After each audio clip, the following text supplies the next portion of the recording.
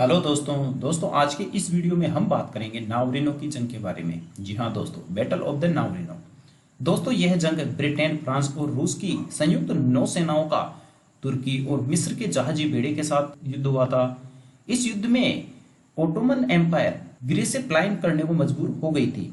नावरिनो की खाड़ी जिसमें यह युद्ध लड़ा गया, यह ग्रीस के नजदीकी स्थित एक खाड़ी है। जैसे भारत के पास बंगाल की खाड़ी है, उसी तरह नावरिनो की खाड़ी ग्रीस के नजदीक है। दोस्तों नावरिनो की जंग ग्रीस के स्वाधीनता संग्राम के दौरान एक बहुत महत्वपूर्ण जंग थी, जिससे ओटोमन साम्राज्य को वहां से निकलना पड़ा था। ग्रीस के स्वाधीनता संग्राम के दौरान 20 अक्टूबर 1827 को आयोनियन सागर में पेलोपोनेस प्रायद्वीप के पश्चिमी छोर पर नावरिनो की खाड़ी में यह ऐतिहासिक जंग हुई थी।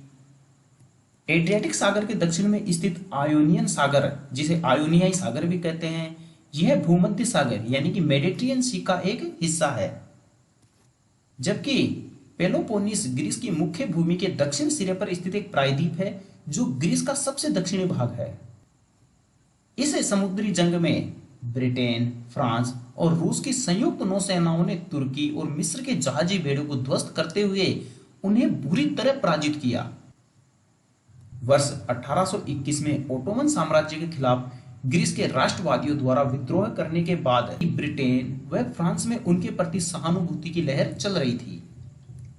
ओटोमन साम्राज्य का विरोधी होने की वजह से ही रूस भी उनके संघर्ष को समर्थन दे रहा था। ब्रिटेन, फ्रांस व रूस के जहाजी बेड़े को नावरिनो की खाड़ी में तुर्की मिस्र के संयुक्त जहाजी बेड़े ने रास्ते में रोक लिया और फायरिंग शुरू हुई। यहीं से इस युद्ध का प्रारंभ हुआ था। हालांकि ब्रिटेन, फ्रांस व रूस की यूरोपियन नौसेना उनके मुकाबले बहुत ज्यादा उन्नत और शक्तिशाली व सक्षम थी, जिसने जवाबी हमला बोलते हुए कुछ ही घंटों में उनके जहाजी बेड़े को तहस नहस कर दिया।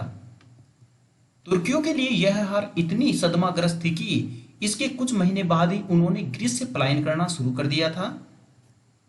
आखिरकार वर्ष 1832 में ग्रीस को 400 साल पुराने तुर्की के शासन से यानी कि ओटोमन साम्राज्य से मुक्ति मिल गई। धन्यवाद दोस्तों।